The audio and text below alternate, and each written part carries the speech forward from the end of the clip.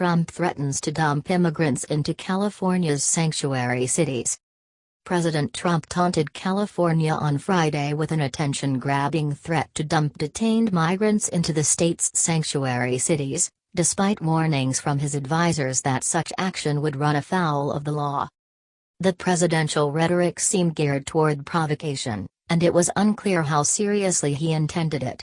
Trump has made previous threats against the state, including one to withhold disaster relief money after devastating wildfires, without ultimately following through.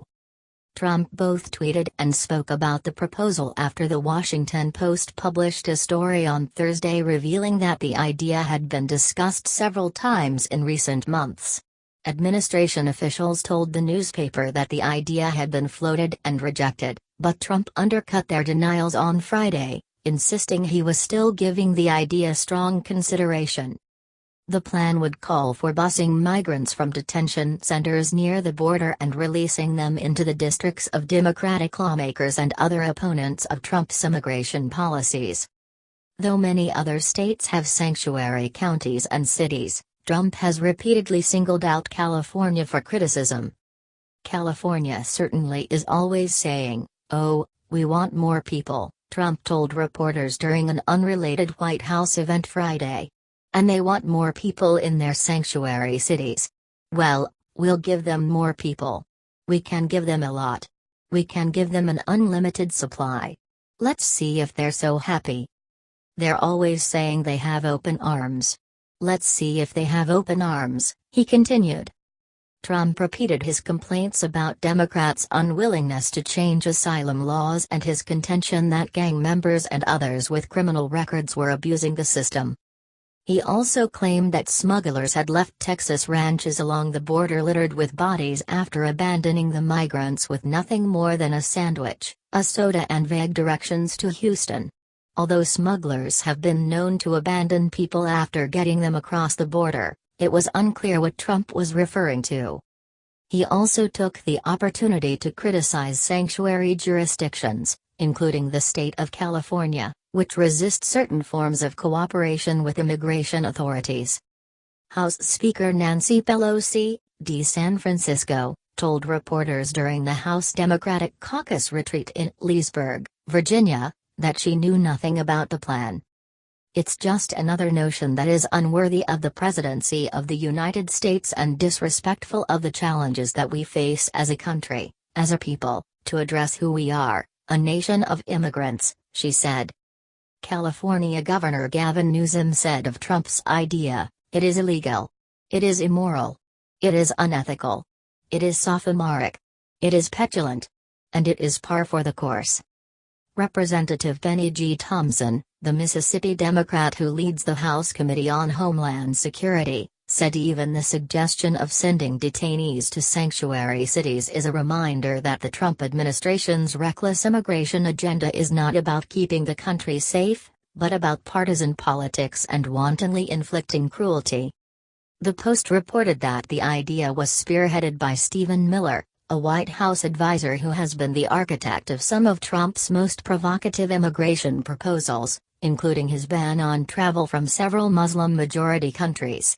Miller had also urged Trump to embrace a child separation policy that was officially overturned in June, after 2 tumultuous months, but never completely ended. After repeated suggestions by Miller, Homeland Security officials sought a formal legal opinion which said that the plan would be inappropriate and not in accordance with federal law. When people cross the border and say they are seeking asylum in the U.S., the government can detain them until their hearing before an immigration judge. Because the number of immigration judges hasn't kept pace with the sharp increase in asylum applications, the wait for a hearing now routinely takes more than a year. Because the government lacks enough space to detain all the people waiting for hearings, and because court orders limit how long officials can detain children, some detainees are given a court date and released, a practice that Trump has railed against. Those who have records of violence or criminal activity typically are not released. It's not clear what legal authority, if any, the government would have to transport detainees a long distance before releasing them.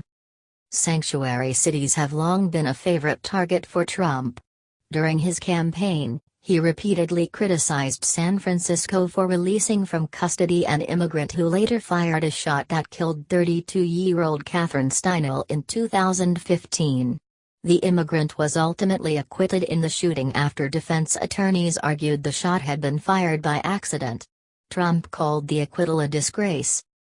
The administration has tried to cut off some federal money to sanctuary cities, but at least 7 different federal courts have ruled those efforts unlawful. Miller, who was raised in Santa Monica, has encouraged Trump's recent threats to close the border with Mexico, which the president backed down from last week.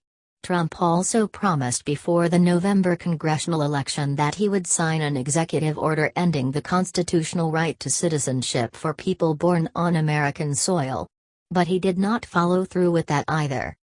Still, he has followed through on other unlikely threats, including the one that resulted in a 35-day government shutdown that began in December after Congress refused to spend $5.7 billion on a border wall. Despite warnings from some congressional Republicans, Trump in February declared a federal emergency at the border to access money for the wall that Congress had denied. Noah Bierman covers the White House in Washington, D.C. Before joining the newspaper in 2015, he worked for the Boston Globe in both Boston and Washington, covering Congress, politics and transportation in the immediate aftermath of the Big Dig. He has also reported on higher education, crime, politics and local government for the Miami Herald, the Palm Beach Post and the Duluth, Minnesota, News Tribune. Bierman is a native of Miami who attended Duke University.